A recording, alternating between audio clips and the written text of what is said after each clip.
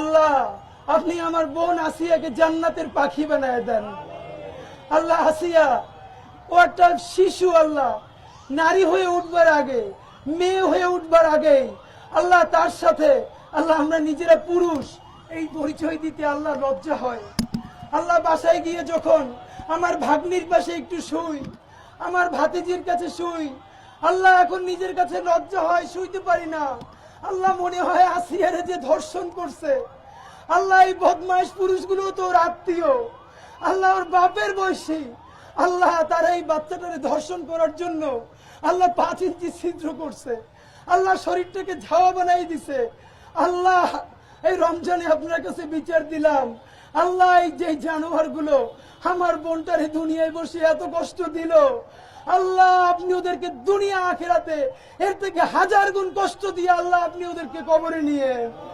ইয়া আল্লাহ আমার বোন আসিয়ার বাপ মা কি নিয়ে বাঁচবে জানি না, আল্লাহ সন্তান যদি এমনিও মরে যায় এক অবস্থা, আল্লাহ আসিয়ার আব্বা আম্মা আল্লাহ দুনিয়ায় যতদিন বেঁচে থাকবে দেখবে, আল্লাহ তার মনে পড়বে তার বাচ্চাটার আল্লাহ ব্লেড দিয়ে কাইটে ছিদ্র করে ধর্ষণ করছে, আল্লাহ তার বাচ্চাটার মুখের দিকে তাকানো যায় না। এই বাচ্চার বাবা মা তো আল্লাহ এই ট্রমা থেকে কেমনে বের হবে?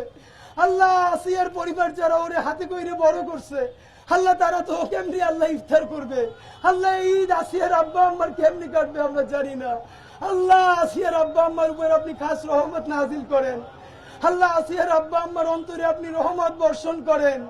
আল্লাহ বাংলাদেশের প্রত্যেকটা নারীকে আল্লাহ আপনি নিরাপদ করে দেন, আল্লাহ বাংলাদেশের জমিন থেকে চিরতরে আপনি আল্লাহ ধর্ষণ বন্ধ করে দেন। আল্লাহ আমরা পুরুষ আপনার কাছে আশ্রয় চাই, আল্লাহ সমস্ত গুনাহ থেকে, দর্শন থেকে, আল্লাহ চোখের জেনা থেকে, অপরাধ থেকে আল্লাহ আমরা যদি নিবৃত না হই, আমাদের নারীদের জন্য আমরা সুন্দর সমাজ বানাইতে পারবো না। আল্লাহ আমরা পুরুষরা ওয়াদা করতেছি, আল্লাহ আমরা আমাদের কোন নারীকে অনিরাপদ করব না। আল্লাহ কোন নারী যদি আমার শত্রু হয়, আল্লাহ তার সাথেও আমরা কোনদিন এই জুলুমের কাছাকাছিও যাব না। আল্লাহ আমাকে, আমার ভাইদেরকে, আমাদের সন্তানদেরকে চিরতরে আল্লাহ সমস্ত ধর্ষক হওয়া থেকে তুমি আমাদেরকে বাঁচাও। আল্লাহ বাংলাদেশের জমিন থেকে তুমি চিরতরে আল্লাহ ধর্ষণ বন্ধ করে দাও। ইয়া আল্লাহ সমস্ত ধর্ষকদেরকে তুমি হেদায়েত দাও। আল্লাহ যদি একান্ত হেদায়েত না থাকে, আল্লাহ তুমি দুনিয়ায় আল্লাহ ওদেরকে ধ্বংস করে দাও। আল্লাহ সারা দুনিয়াটা নারীদের জন্য নিরাপদ করে দাও। আল্লাহ সারা দুনিয়াটা নারীদের জন্য নিরাপদ করে দাও। বাংলাদেশের জমিনটা নারীদের জন্য নিরাপদ করে দাও। আল্লাহ আমার বোন আসিয়াকে আল্লাহ জান্নাতের পাখি বানায় দাও। আল্লাহ আমার বোন তনু আল্লাহ ধর্ষিত হয়ে কবরে গেছে, আল্লাহ তনুকে তুমি জান্নাতের মেহমান বানায় দাও। আল্লাহ মুনিয়াকে আল্লাহ তুমি জান্নাতের মেহমান বানায় দাও। নাম না জানা যত বোন আল্লাহ ধর্ষিত হয়ে কবরে গেছে, আল্লাহ প্রত্যেককে তুমি শহীদি মর্যাদা দিয়ে দাও। রব্বানা তাকাব্বাল মিন্না ইন্নাকা আনতাস সামিউল আলিম ওয়া তুব আলাইনা ইন্নাকা আনতাত তাওয়াবুর রহিম। আলহামদুলিল্লাহি রাব্বিল আলামিন। আমরা এখনই জানাজা পড়ব, সবাই দাঁড়াই। ভাই পিছনে যাই, হ্যাঁ এখান থেকে সামনে যান।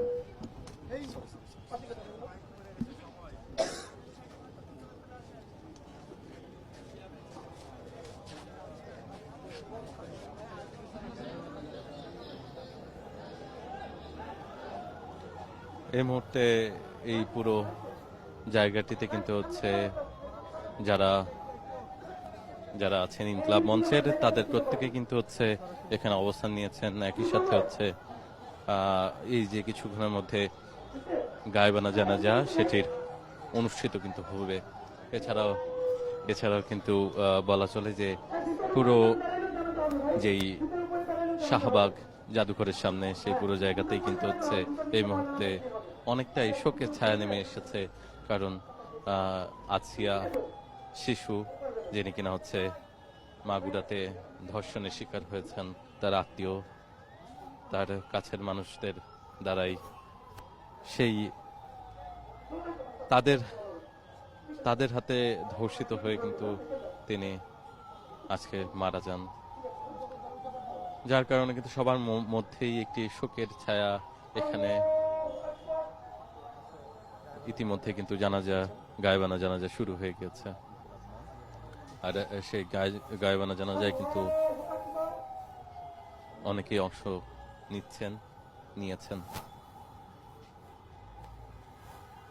আমরা চলে যাচ্ছি সেই গায়বানা জানা যায়।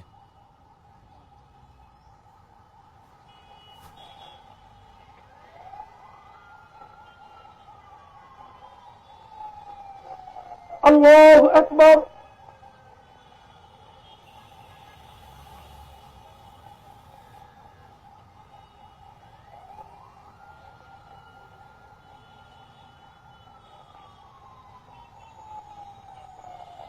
আল্লাহু আকবার। আসসালামু আলাইকুম ওয়া রাহমাতুল্লাহ। আসসালামু আলাইকুম ওয়া রাহমাতুল্লাহ। ধন্যবাদ সবাইকে। আপনারা ইফতারের পরে সবাই আমার এই যে ইতিমধ্যে কিন্তু গায়বানা জানাজাটি অনুষ্ঠিত হয়ে গেল এবং শাহবাগে জাদুঘরের সামনে এই গায়বানা জানাজাটি কিন্তু হচ্ছে অনুষ্ঠিত হলো। আর এই মুহূর্তে এখানে যারা আছেন এখানে প্রত্যেকে কিন্তু হচ্ছে এই এই পুরো জায়গায় যারা আছেন প্রত্যেকে কিন্তু বলছেন যে যেই